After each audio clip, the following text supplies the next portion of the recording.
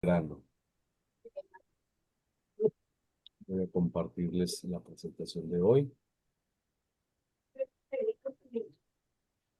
Me confirman si la están viendo.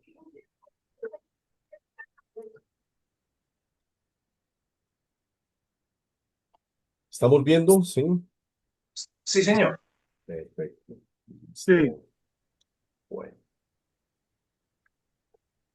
Ya entonces dejamos la introducción y ya hoy arrancamos con los tres momentos, con los tres aspectos que queremos estudiar. Es el aspecto histórico, el aspecto literario y el aspecto teológico, que los tres forman una sola unidad. No se pueden separar el uno del otro. Eh, Corresponden, de hecho, a la lógica de la encarnación. Y es muy interesante empezar por este tema del ambiente histórico, porque pues al fin y al cabo estamos hablando de hechos históricos. Lo hemos recalcado en la introducción, cuando hablamos de la persona de Jesús de Nazaret. No estamos hablando ni de una leyenda ni de un personaje mítico, estamos hablando de un personaje histórico. Un personaje histórico que nos llega de manera especial a través del Nuevo Testamento, a través de los Evangelios y de los 27 libros del Nuevo Testamento. Pues en ese sentido, eh, si nosotros creemos que Dios se ha encarnado, ha enviado a su Hijo Jesús, y que Jesús es la encarnación de Dios, Dios hecho hombre, entonces estamos hablando de un acontecimiento histórico, o más bien del acontecimiento histórico por excelencia. Ese es el acontecimiento central, esencial, fundante de la realidad, de la historia, todo. Entonces, vamos a empezar por ahí, por el aspecto histórico. Hoy me disculpo que estoy un poquitico agripado, entonces voy a tratar pues como de hablar lo más calmada o lo más suave posible, aquí acompañado de una bebida. Ustedes son muy queridos y sabrán tener paciencia. Bueno, entonces nos vamos a ir aventurando en este recorrido, y que el Señor nos dé perseverancia en este recorrido que vamos a hacer muy interesante, en el que juntos queremos aprender todos, yo el primero, todos queremos aprender de esto porque queremos conocer más a Jesús, porque queremos enamorarnos más de Él, porque reconocemos en Él definitivamente al Señor del cosmos y de la historia.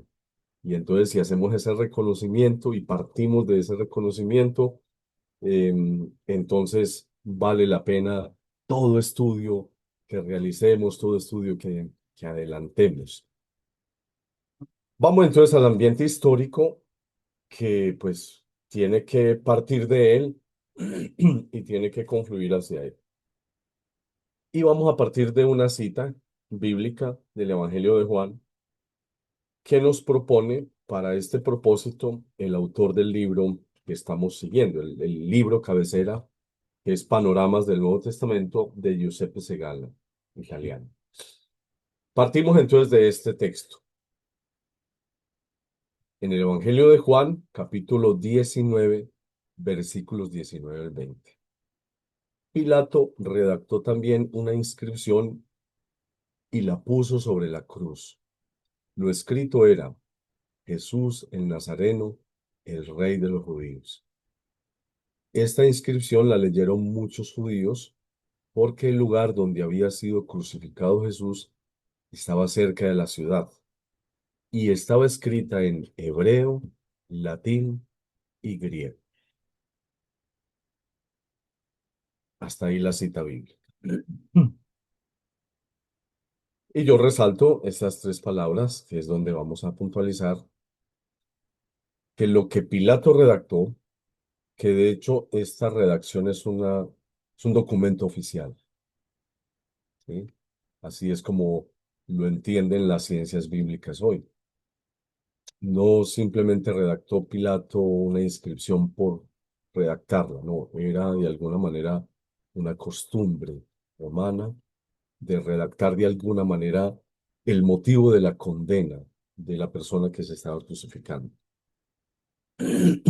Entonces, en ese sentido, estamos frente a un documento oficial del gobernador romano, es decir, el representante del emperador, del César, en esa región de Judea. Redactó una inscripción. El motivo entonces de la condena es Jesús el Nazareno, el rey de los judíos. Ahí estaba, ahí digamos que estaba como el punto de discusión, el motivo por el cual Jesús fue crucificado.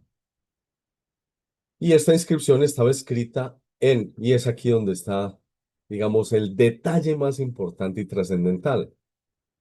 Creo que en algunos otros momentos he dicho, y hay que insistir, en que la Sagrada Escritura hay que leerla con detenimiento, con profunda atención, con profunda atención. Y profunda atención es poniendo cuidado a las palabras. Por eso, y de alguna manera, yo recomiendo la traducción de Jerusalén, ¿sí? Yo recomiendo, a ver, tienen paciencia aquí mientras voy borrando los dibujos. No sé si de pronto algunos por mal manejo, porque no saben manejar la plataforma, rayan la pantalla. Entonces les pido como abstenerse de eso para no retrasarnos. Entonces, poner cuidado, poner mucha atención a las palabras, porque cada una de estas palabras fueron escritas em, con profunda atención también, con profundo sentido de contemplación, con profundo sentido de asombro, ¿sí? Si bien, por ejemplo, de la filosofía griega, que mucho tiene que ver con este contexto del cual vamos a hablar, de este contexto histórico, porque justamente esta, este detalle de que esta inscripción fue escrita en hebreo, latín y griego, está mencionando tres culturas, está mencionando tres pueblos, tres mundos, que por circunstancias históricas se unieron, se fundieron. Hubo una fusión de estas tres culturas, de la cultura hebrea, del pueblo hebreo, de la cultura romana representada por la lengua del latín, que era el idioma oficial del Imperio Romano, y el griego, que era la lengua oficial o era la lengua de la cultura griega, y servía a fines comerciales y culturales. Em, vamos a ir vamos a ir desarrollando cómo fue esa fusión, sin detenernos mucho ahí, pero por lo menos para que tengamos la idea de cómo se dio la fusión de estas tres culturas. Entonces, fíjese que por eso también se nos ha dicho y hemos escuchado que el Evangelio y el Nuevo Testamento y la Sagrada Escritura en general hay que leerla entre líneas, ¿sí? Hay que detenerse, poner atención a las palabras, porque cada palabra dice un montón de cosas. Detrás de cada palabra hay un montón de realidades y de realidades históricas, ¿sí?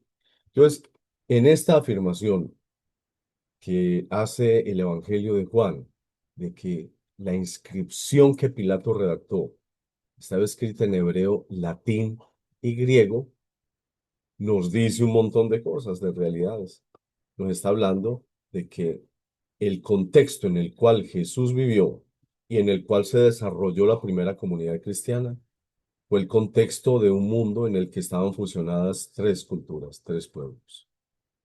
Y, y esa fusión, si bien pudo haber sido crítica, dramática, por lo que implicaba las conquistas en aquella época, pueblos poderosos, bien organizados y militarmente bien armados, se conquistaban otros, a los que eran más débiles. Esa es la realidad histórica. Hoy estamos contemplando de alguna manera eso. Eh, ¿Quiénes son los que se imponen en el poder dentro de la geopolítica actual y dentro de las tensiones y los conflictos y las guerras? El que tiene más poderío, el que tiene más destreza, mayor organización política y militar, mayor poderío en las armas, y es el que se impone sobre el otro. Y entonces, pues hay que buscar salidas sobre todo diplomáticas, etcétera, y es de alguna manera así en rasgos muy, muy generales a lo que estamos asistiendo en la política, en la geopolítica actual. Eso un poco trasladado, obviamente salvando las distancias y los contextos, pero trasladado a esta época es un poco es lo mismo, ¿sí? El pueblo romano era un imperio que se fue formando y fue creciendo y fue conquistando y se convirtió en uno de los imperios más grandes de aquella época, de la antigüedad. De tal manera que para el momento en que se da la encarnación, en que aparece Jesús de Nazaret, entonces tenemos el encuentro y la fusión de estos tres pueblos. Lo vamos a ir explicando poco a poco. Mm. Dice Giuseppe Segala, la condena a muerte de Jesús se escribió en las tres lenguas usadas por entonces en Palestina. Representaban tres mundos y tres culturas diversas. El mundo en el que vivió Jesús y en el que se desarrolló la iglesia primitiva. ¿Sí? Aquí le he pedido a un servidor de inteligencia artificial que me haga esta imagen y me lo secuestro. Sí, ustedes están viendo acá a Copilot. Aquí, observando.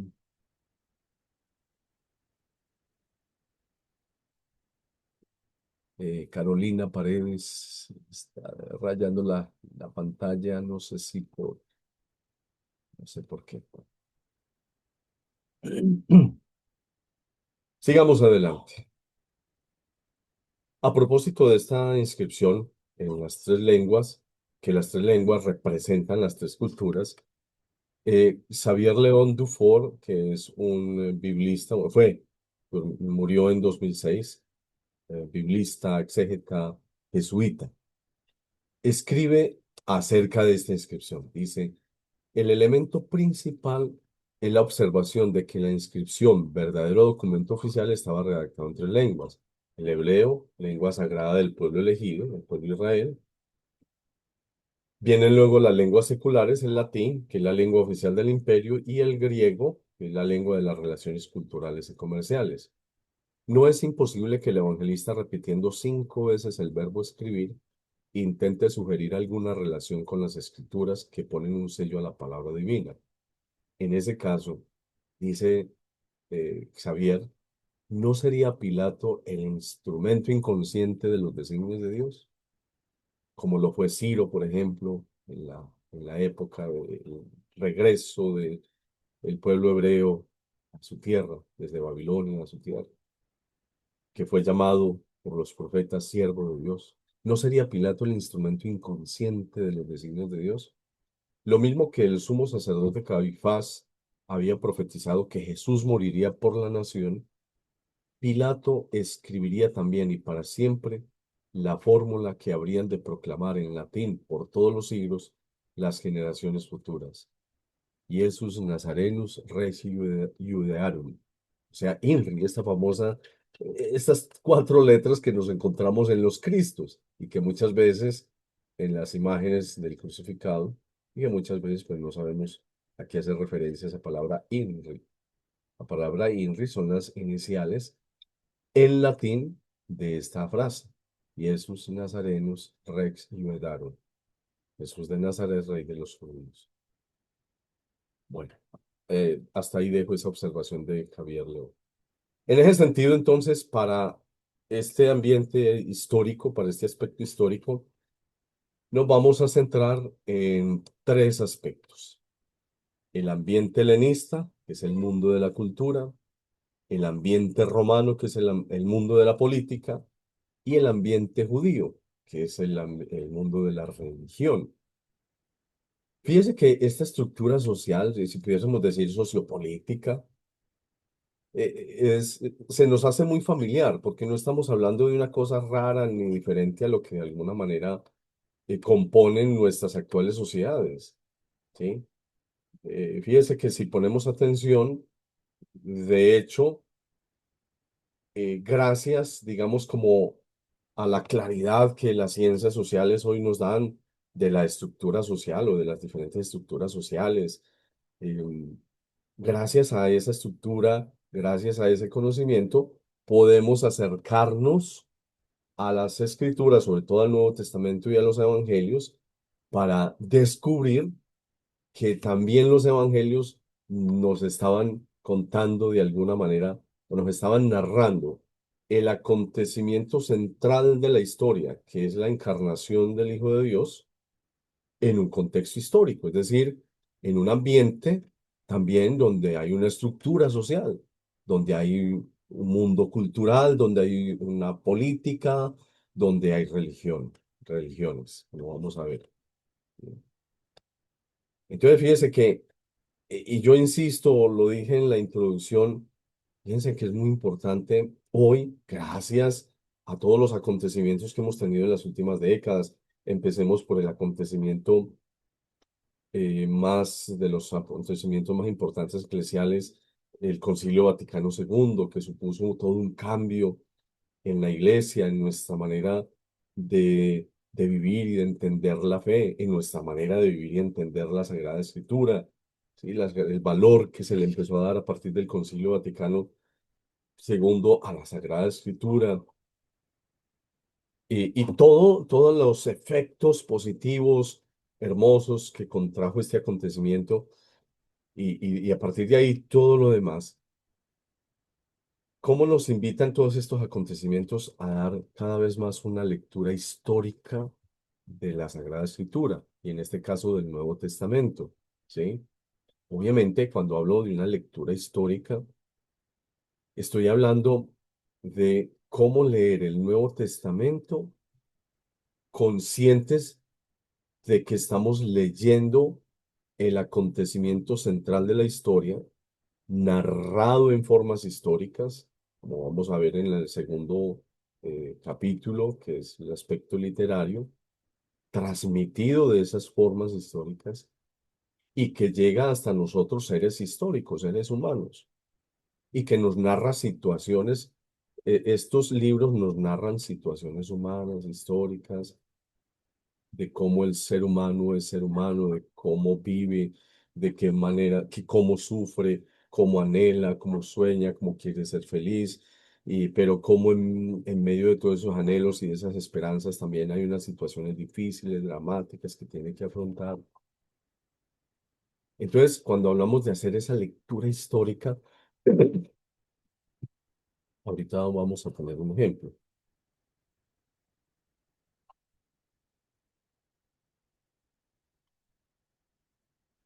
Entonces, ahorita vamos a mirar con un texto del Evangelio.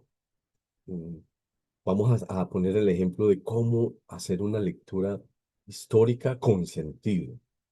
En el segundo capítulo, cuando hablemos de las formas o del aspecto literario, vamos a acudir a un sacerdote español también, Luis Sánchez, eh, que ha escrito un libro precioso que se lo recomiendo y yo lo voy a colgar ahí cuando lleguemos al segundo capítulo, lo voy a colgar ahí para que lo tengan a su disposición, que se llama Testimonios del Reino. Y cómo nos va a hablar de ese aspecto tan importante de la historia y el sentido de la historia. No es solamente la historia por la historia, en el sentido científico de la palabra, sino de una historia que siendo historia y que hablando de acontecimientos reales, esos acontecimientos tienen un sentido, tienen un profundo sentido para nuestra vida. Y ese será también el tercer aspecto, el aspecto teológico. Muy bien, entonces nos dice Giuseppe Segala, para poder avanzar, la cruz de Jesús se sitúa en el centro. Qué bonito esto. Entre la historia de Jesús y la de la comunidad, que tiene su origen en su resurrección y en Pentecostés, en medio de la historia. En el corazón de esta historia es donde la fe y la vida cristiana se encarnarán en las tres culturas, helenista, romana y judía. Lo mismo que el Hijo de Dios se había encarnado en el seno de María, asumiendo en sí mismo no solo la humanidad, sino a toda la historia de la humanidad. Bien, qué bonito dice Giuseppe Segala aquí. Se encarnó en el seno de María, asumiendo no solo la humanidad, sino toda la historia humana. Es decir, esta historia que tiene esta estructura sociopolítica, llamémoslo así, esta historia que tiene cultura, que tiene política, que tiene religión, ha sido asumida hasta sus últimas consecuencias por Jesús de Nazaret. Y él, al mismo tiempo, al hacer esto, en su sabiduría, en su iniciativa, al mismo tiempo ha dado sentido a la historia. Él es quien le da sentido a la historia, quien le da sentido a estas, digamos, necesarias, pudiéramos llamarlas así, necesarias estructuras, irremediables y necesarias estructuras. Es así como funciona la historia, es así como funciona el mundo, es así como funciona lo sociopolítico. Esa es la realidad, esa es la realidad. Y eso no se puede desconectar del Evangelio, eso no se puede desconectar de ese acontecimiento llamado Cristo. No se puede desconectar, porque si se desconecta, entonces ya esto no tiene sentido, ¿sí? Entonces Cristo no puede ser simplemente el representante de una religión, ni puede simplemente darle sentido a la religión o a una religión, o simplemente darle sentido a la fe. Y lo histórico, lo político, lo cultural, lo social lo resolvemos de otra manera. No, no, no. Cristo se encarnó en el centro, en lo más profundo de estas estructuras sociopolíticas para darle sentido a esas a veces odiosas estructuras sociopolíticas. Esa es la realidad. Esa es la realidad. Y así fue como lo entendieron los santos. Y así fue como lo entendieron los discípulos, los primeros discípulos, quienes lo conocieron, quienes lo escucharon, quienes compartieron con él.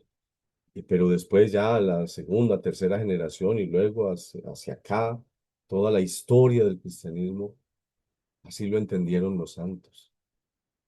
No se puede desligar, esto no se puede desencarnar. Por eso se llama encarnación. Por eso hablamos de encarnación, porque el Hijo de Dios asumió estas estructuras, las asumió. Y eso es lo que nos cuentan los evangelios.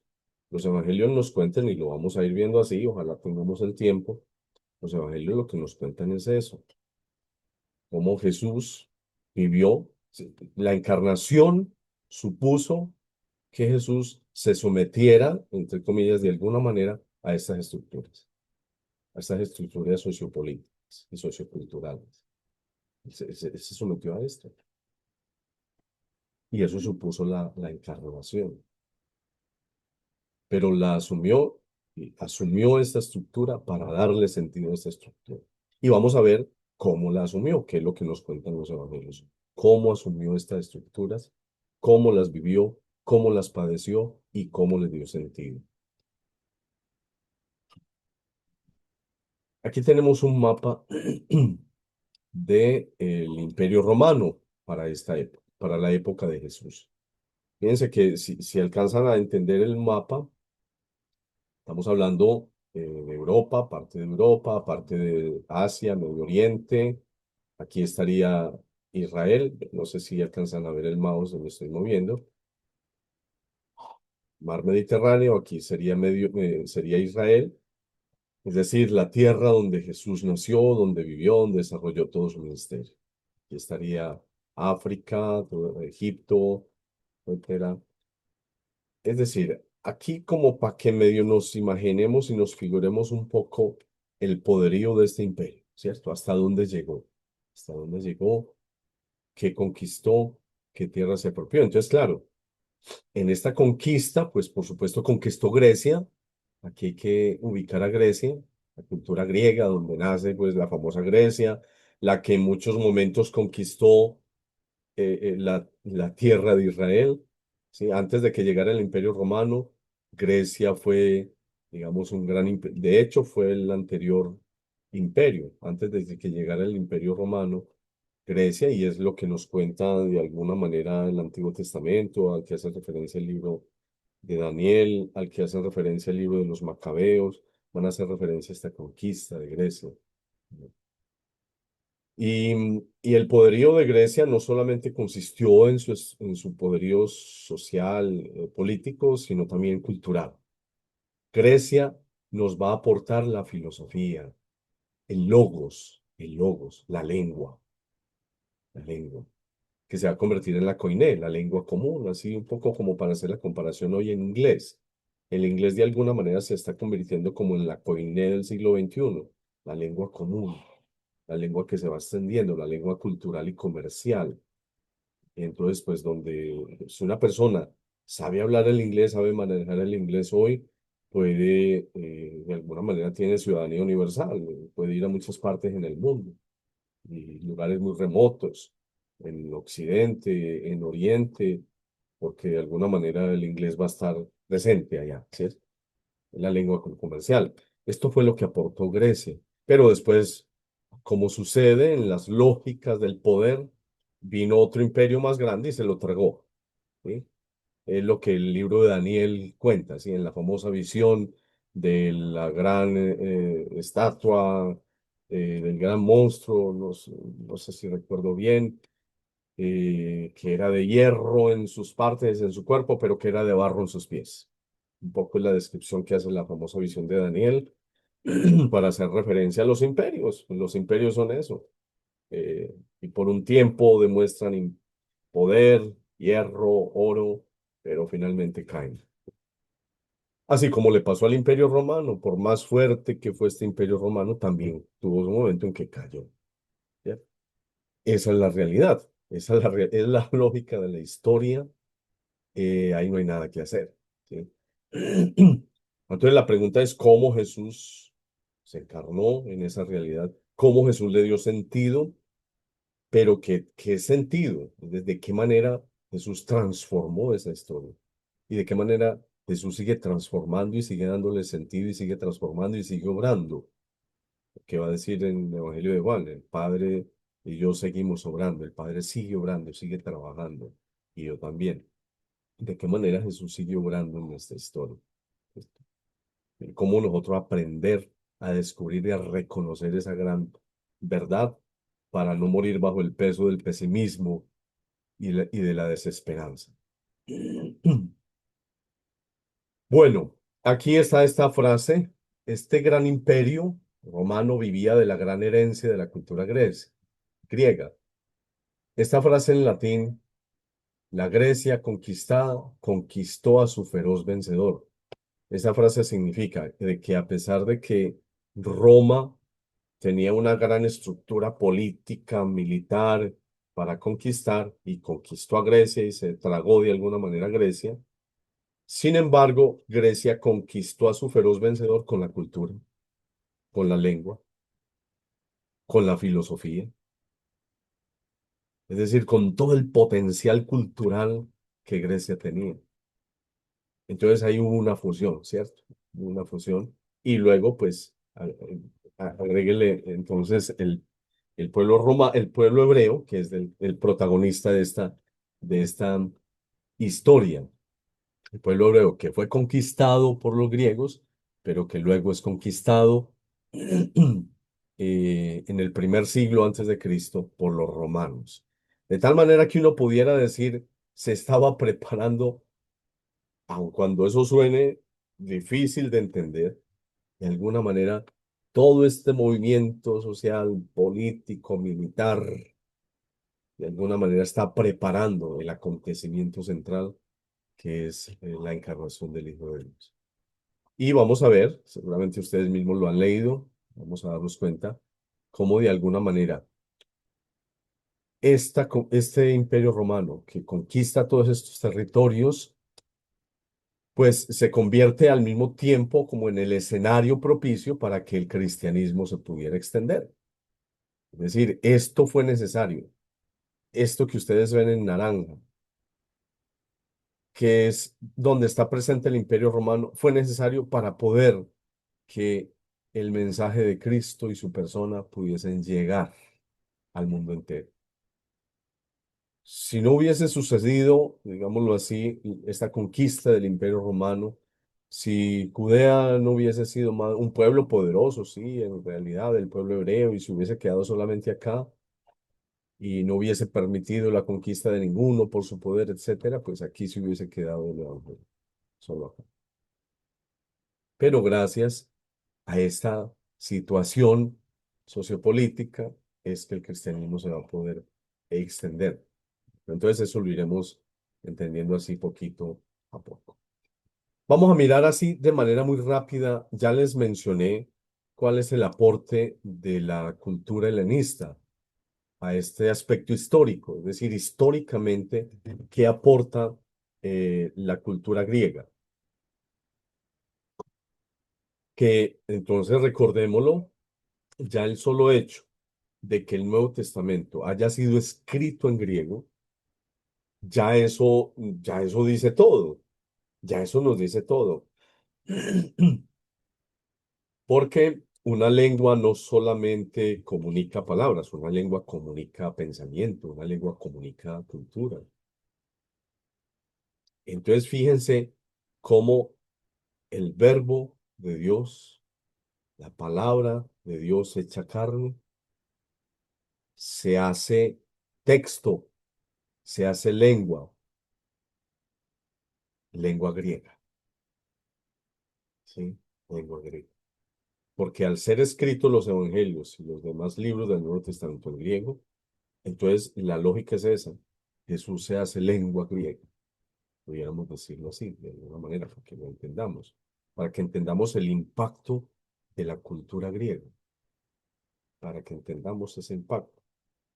Entonces, algunas características de esta cultura griega, entonces son, sí, efectivamente, la difusión del idioma griego como lengua común, koiné, en griego, significa lengua común. ¿Común a quiénes? Es decir, que quiere decir que hasta los romanos tuvieron que aprender a hablar griego, los hebreos aprendieron a hablar griego. Recuerden entonces que un hecho y un acontecimiento del que vamos a hablar en la segunda parte, un acontecimiento histórico y trascendental, es que 3 siglos antes de Cristo, el Antiguo Testamento, o lo que hasta ese momento era reconocido como libros sagrados, lo que hasta ese momento había de Antiguo Testamento, los libros del Antiguo Testamento, fueron traducidos al griego. Y es lo que se llama la versión de los 70.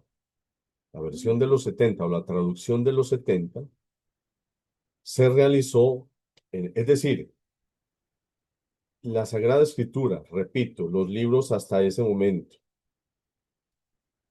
reconocidos como sagrados, escritos en hebreo, la lengua sagrada, digamos, la lengua pura, sagrada para los judíos, para los hebreos hasta ese momento, fue traducida al griego.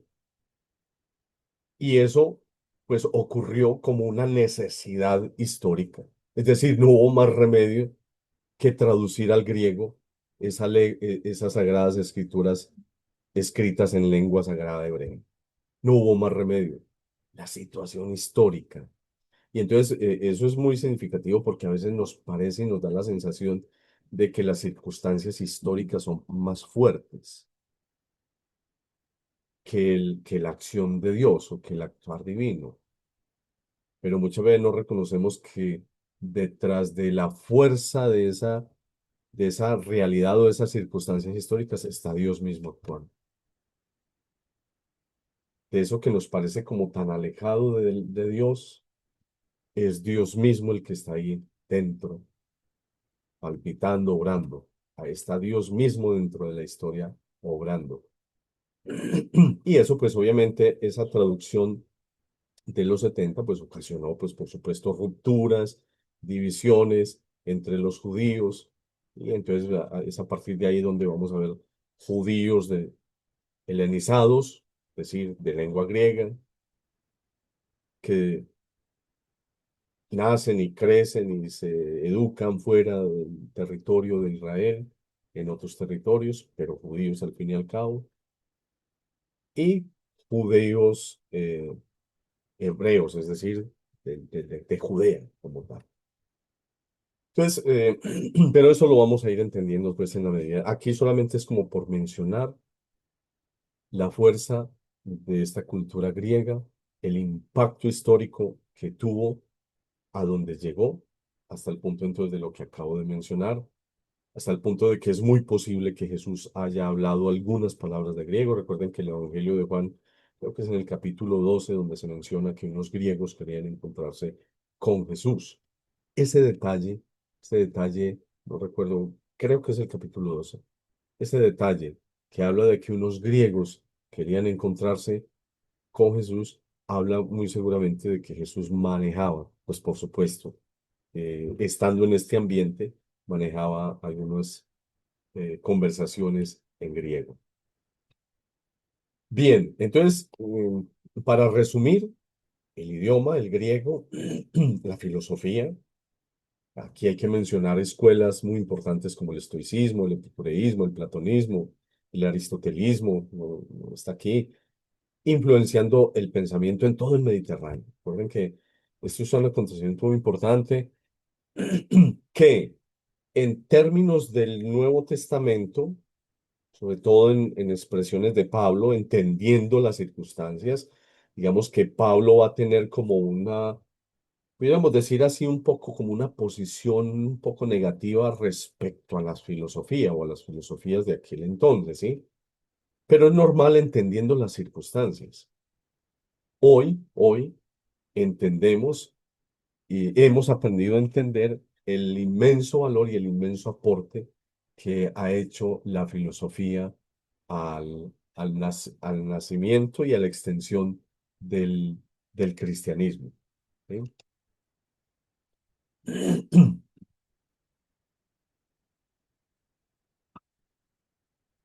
Bueno, ustedes me disculpan que vaya tomando aquí agüita para...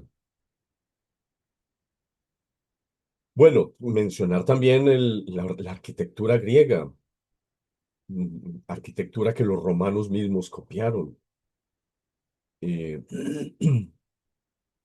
Educación y ciencia, es decir, estamos hablando de una cultura tremendamente importante y que muchos de los autores sagrados del Nuevo Testamento, como por ejemplo entre ellos Pablo, Lucas, recibieron formación helenista, formación griega. Y eso es muy importante entenderlo para poder entender sus escritos y para poder entender cómo se transmitió este mensaje, la revelación, el Hijo de Dios encarnado. En el Nuevo Testamento, aquí yo les dejo algunas citas. Esta presentación yo se las voy a dejar en su momento en en la carpeta que les he compartido. En estas citas ustedes mismos, pues por supuesto no las vamos a leer aquí por cuestión de tiempo. Estas citas reflejan, cada una de estas citas habla, menciona el elemento griego, ¿sí? Lucas, por ejemplo, es un escritor helenista, lo vamos a ver en su momento. En Pablo aparece 11 veces el sustantivo heleno, que significa heleno, griego, ¿sí? Que la palabra heleno viene de Helene, que en griego es Grecia, Grecia. Y Juan, el adjetivo griego en Juan aparece en 5 ocasiones como signo de su redacción helenista también. Por ejemplo, el inicio del Evangelio de Juan es precioso. En griego, el inicio del Evangelio de Juan es enargé en hologos. Enargé en hologos. Esta frase que ustedes ven en azul. Logos. Y esta palabra logos tiene un profundo significado. Claro, Juan está haciendo referencia a Cristo, la palabra eterna del Padre encarnada. Pero un griego que leía esta frase entendía también y podría causarle confusión de cómo así que el logos del que está hablando este señor o este texto hace referencia a una persona. Porque para un griego o en la mente de un griego, el logo significa palabra, sabiduría, razón, pero en sentido de capacidad humana. en sentido de capacidad humana.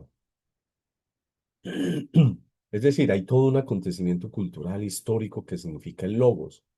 De hecho, para los griegos, el logos significó un acontecimiento histórico en cuanto que hubo un paso del mito al logos, del mitos al logos.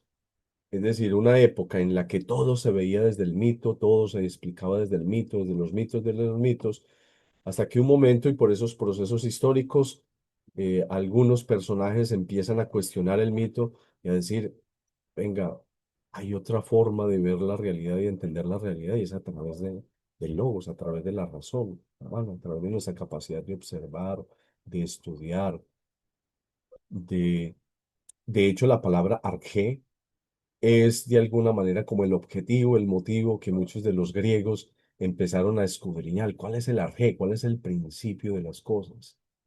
Entonces, fíjese que en esta sola frasecita del comienzo del Evangelio de Juan, ya hay dos palabras que para los griegos son muy significativas, arjé y logos.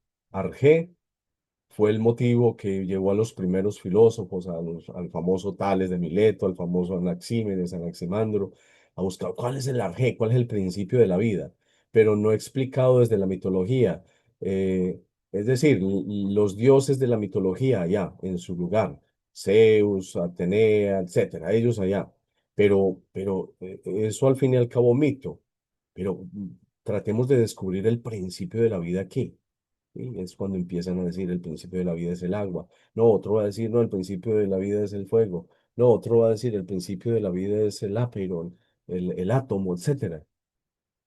Y entonces Juan, como autor inspirado, va a venir y va a decir, en realidad, el arjé, el principio de la vida es el logos, es Cristo.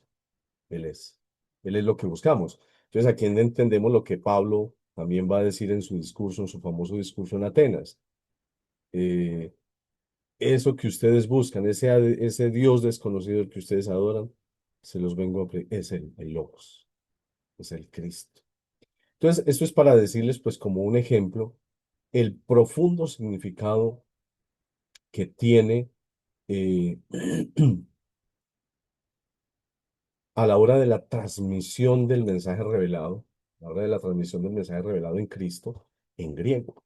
Y entonces este logos va a tener un profundo significado, de tal manera que los que ya habían hecho una conversión, ya que vinieran del mundo griego, ya que vinieran del mundo helenista, ya que fueran, por ejemplo, judío-helénicos, ya que fueran paganos, o sea, griegos como tal, ya ellos entendían con esta expresión, Él es el logos, Cristo es el logos, ya entendían a qué hacían referencia. Él es el que le da sentido a todo, a la vida, a la cultura, a la historia, a la razón, a la sabiduría, a todo, a todo. Él es, él es, él es la clave de la historia. Entonces,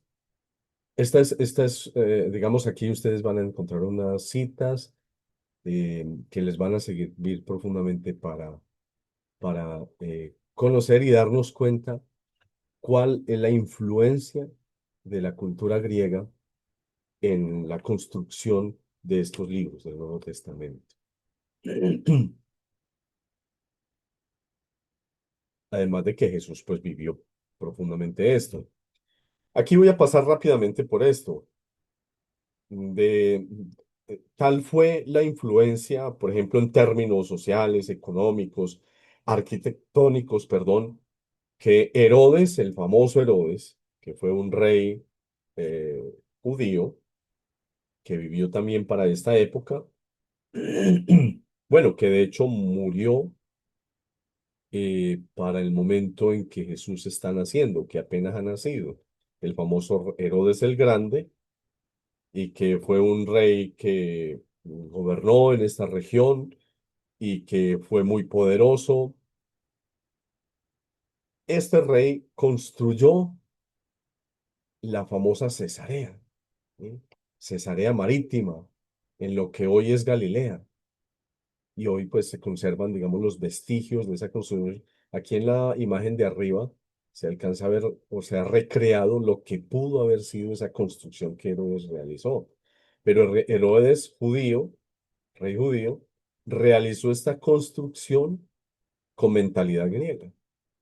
Es a eso a lo que nos referimos, con mentalidad griega, con arquitectura griega, con pensamiento griego, con ambiciones griegas, pudiéramos decirlo así. Esto es pues como para medio mencionar. Esta imagen también corresponde en la actualidad a los vestigios de esa enorme construcción. Yo quisiera, no sé si nos, bueno, yo creo que ya no nos da tiempo de, por lo menos voy a leer una manera de acercarnos y de hacer una lectura histórica de los textos sería a través de esto. Tratemos de hacerla en un cuartico de hora. Tomemos la parábola de los obreros de la viña. Esa parábola de los obreros de la viña que está en Mateo 21 al 16. Y, y en esa lectura, en esa parábola, que aparece como parábola, vamos a descubrir la profunda realidad histórica, cultural que hay detrás de esta parábola. Y de cómo entonces Jesús, cuando, esto ya lo hemos escuchado, cuando Jesús pronuncia parábolas, está pronunciándolas, digamos, imbuido de la cultura y del contexto en el cual vive. Es decir, Jesús es un hombre muy consciente del momento, de la época, de las circunstancias que él vive y que le ha tocado vivir. ¿Sí? Él es muy consciente. Por eso todo lo que Jesús dice y todo lo que Jesús enseña, por más parábolas que utilice en muchos momentos, no está utilizando lenguaje y no está utilizando formas o no está utilizando parábolas de otra cosa o de otra realidad o de otro mundo, no está utilizando formas y está utilizando realidades de este mundo, del más acá. Miremoslo a través de esta hermosa parábola. En efecto, el reino de los cielos es semejante a un propietario. Ay, Matilde Sierra nos está rayando aquí la pantalla. Matilde, quietecita, por favor. Bueno, muy bien. Dice, en efecto, el reino de los cielos es semejante a un propietario que salió a primera hora de la mañana a contratar obreros para su viña. Habiéndose ajustado con los obreros en un denario al día, los envió a su viña. Salió luego hacia media mañana y al ver a otros que estaban en la plaza parados, les dijo, vayan también ustedes a mi viña y les daré lo que sea justo. Y ellos fueron. Volvió a salir al mediodía y a media tarde hizo lo mismo. Todavía salió a eso del atardecer, el encontrar a otros que estaban allí, les dice, ¿por qué están aquí todo el día parados? Le dicen, es que nadie nos ha contratado. Les dice, vayan también ustedes a la viña. Al atardecer dice el dueño de la viña dice el dueño de la viña a su administrador, llama a los obreros y págales el jornal, empezando por los últimos hasta los primeros. Vinieron pues los del atardecer y cobraron un denario cada uno. Al venir los primeros pensaron que cobrarían más, pero ellos también cobraron un denario cada uno. Y al cobrarlo murmuraban contra el propietario, diciendo, estos últimos no han trabajado más que una hora y les pagas como a nosotros que hemos aguantado el peso del día y el calor. Pero él les contestó a uno de ellos, amigo, no te hago ninguna injusticia. ¿No te ajustaste conmigo en un denario? Pues toma lo tuyo y vete. Por mi parte, quiero dar a este último lo mismo que a ti. ¿Es que no puedo hacer con lo mío lo que quiero? ¿O va a ser tu ojo malo porque yo soy bueno? Así los últimos serán primeros y los primeros últimos. Bueno, piensen que este es un ejemplo de cómo acercarnos a una lectura histórica y de fe al mismo tiempo al Nuevo Testamento o a la Sagrada Escritura en general. Cómo acercarnos cada vez más en una lectura histórica y de fe. Y digo, vuelvo a repetir esta idea, y en una lectura histórica y de fe, porque al fin y al cabo nosotros somos seres históricos. Y lo que nos describen los evangelios y lo que nos describe el Nuevo Testamento nos afecta y nos afecta positivamente y nos salva en cuanto que realmente sucedió. Entonces, cuando Jesús utiliza parábolas o cuando leemos una parábola en los evangelios, no estamos frente a una fábula simplemente, una historia muy bonita. Estamos frente a una narración simple, sencilla, al alcance de todos, de, de entendidos y no entendidos, de sabios y no sabios, una narración al alcance de todos que nos afecta positivamente a todos, porque procede de la realidad misma, porque procede de la historia misma. Entonces, fíjense ahora, y al mismo tiempo, esta lectura histórica de fe nos permite ver y nos permite entender cuáles son las dinámicas históricas, cuáles son las dinámicas sociopolíticas del siglo primero que se esconden detrás de esta parábola. La pregunta que nos vamos a hacer. Alba Luz, quietecita con los dibujos en la pantalla. Entonces, la pregunta que nos vamos a hacer es, ¿cuáles son las dinámicas sociales, políticas que hay detrás de esta parábola? Las dinámicas sociales, políticas que vivió Jesús, y que le sirvieron a él para enseñar, y al mismo tiempo, cómo él transformó esas dinámicas sociales y políticas, porque es ahí donde está finalmente el punto culminante de, digamos así, como de este círculo, de este proceso. El proceso no solamente está en las dinámicas sociopolíticas que hay detrás de esta parábola, sino en también cómo hay una transformación de las lógicas, cómo Dios pone sus lógicas a funcionar dentro de las lógicas humanas, de las estructuras sociopolíticas.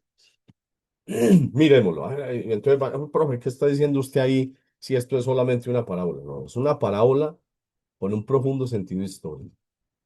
Miremos, vamos a detenernos en tres palabritas. Y esas tres palabritas, solamente esas tres, pues por cuestiones de tiempo solo vamos a tomar esas tres.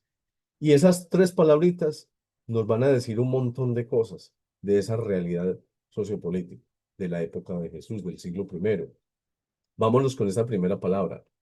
Dice que el reino de los cielos es semejante a un propietario. Y entonces cuando uno se acerca a estoy usando la traducción de Jerusalén. Cuando uno se acerca a esa palabra propietario, ya uno se debe inquietar. Propietario, por claro, para uno es una cosa muy común porque estamos en el siglo XXI y en el siglo XXI pues hay propietarios y no propietarios también. Y eso ya nos debería llamar la atención, ¿sí? Porque una cosa es ser propietario y otra cosa es pagar arriendo. Y esa realidad social, económica, política es real, es histórica y, y nos toca a todos. Pues miremos a ver quién era un propietario en el siglo primero.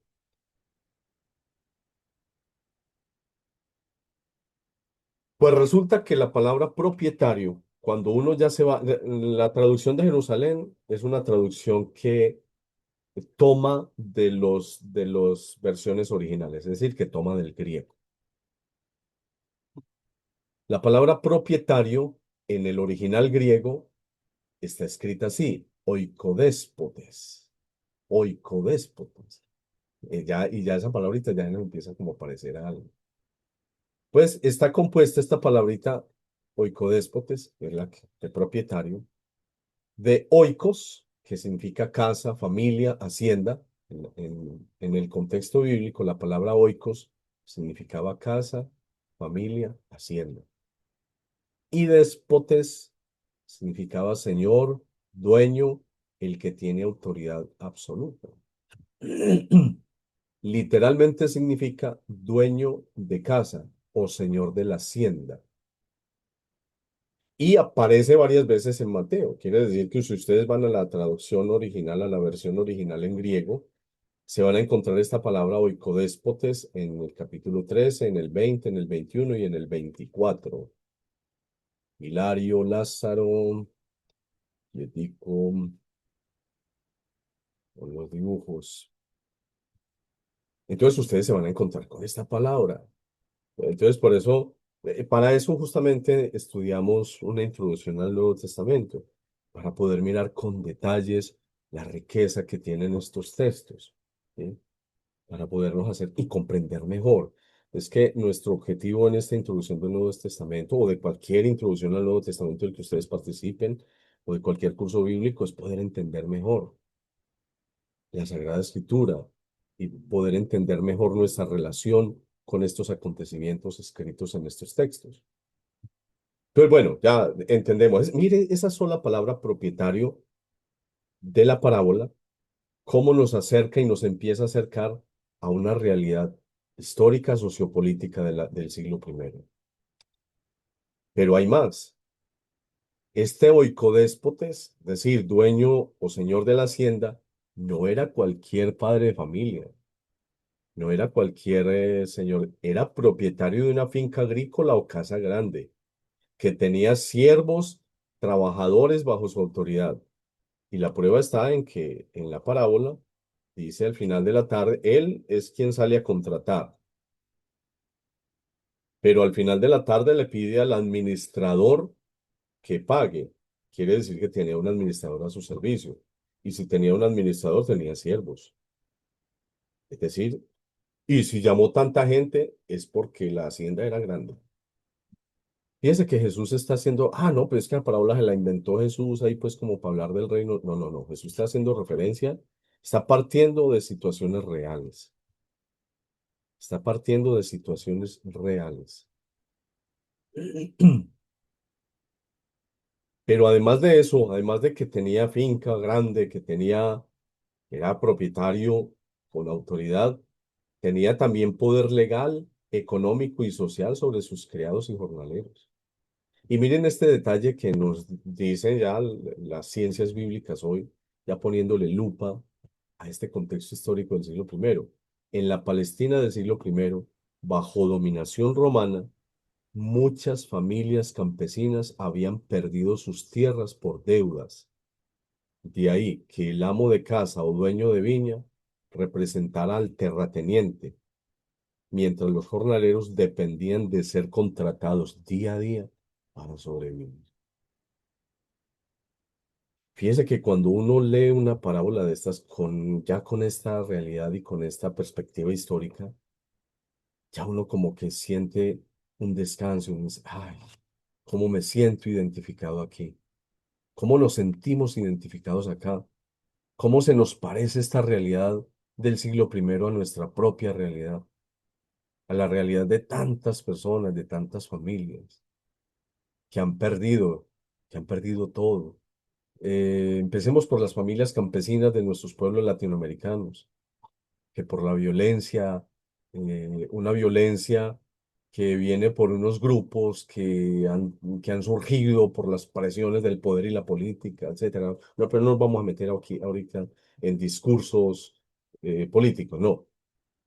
Pero en realidades, metámonos aquí en realidades y empecemos por esas familias campesinas que han tenido que emigrar a la ciudad, que han perdido sus tierras por deudas, porque ya no aguantan más, porque ya no les cabe más una deuda y se tienen que empezar a depender vaya a saber de qué o de quiénes, ¿sí? Y así, en cada contexto, en las crisis, recuerdo por unos amigos que tenía en Estados Unidos hacia el 2008, en la famosa crisis económica de 2008, familias que perdieron sus casas, que tuvieron que lucharlas, trabajarlas durante tanto tiempo y las tuvieron que perder por la crisis económica, por la estructura socioeconómica y sociopolítica del momento. Entonces, fíjense que uno leer estas parábolas con esa perspectiva. Entonces, fíjense que jornaleros que dependían de ser contratados día a día para sobrevivir. Esa es la tremenda realidad que está describiendo esta parábola. Y es por eso que yo insisto, hay que acercarnos a una lectura histórica y de fe a estos textos, para poderles encontrar sentido para nuestra vida. para poderles encontrar aplicación a nuestra vida, porque para eso fueron escritos. Es que estos textos fueron escritos para eso, porque quienes los escribieron entendieron que el Hijo de Dios se encarnó para asumir el drama humano de la historia y para darle sentido y para levantar al ser humano, para levantar la humanidad caída, para levantar la humanidad frustrada por tantas y miles situaciones adversas.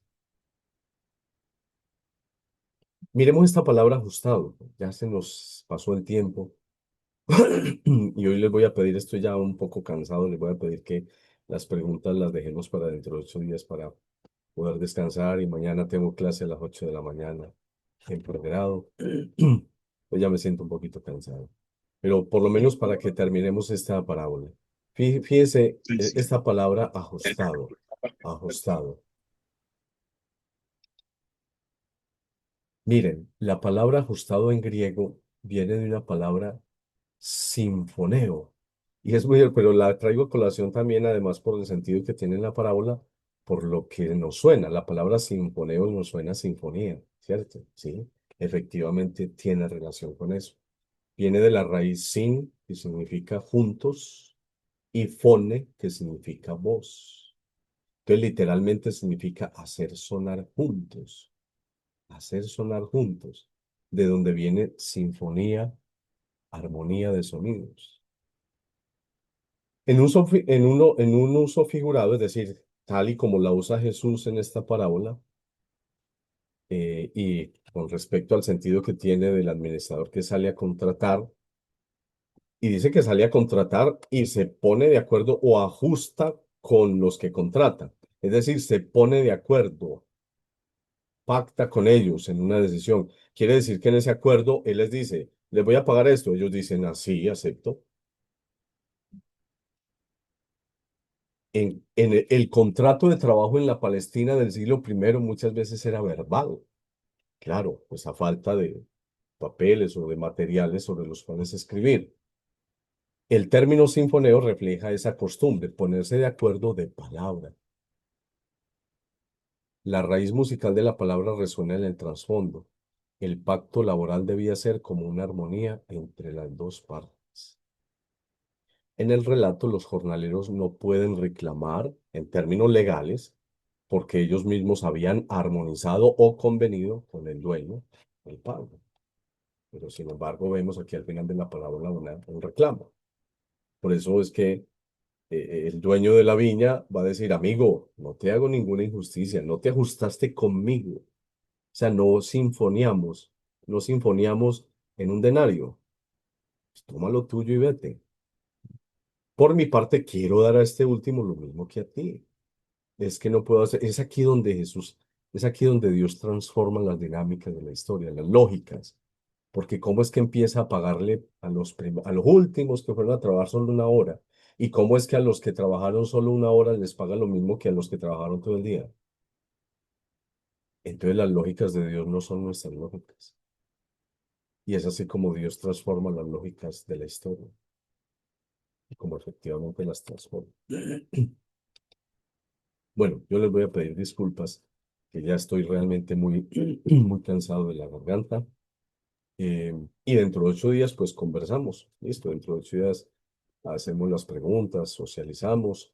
Yo les agradezco mucho por su participación. Hagamos una breve oración para terminar. No sé si de pronto el padre Gilberto alcanzó a conectarse.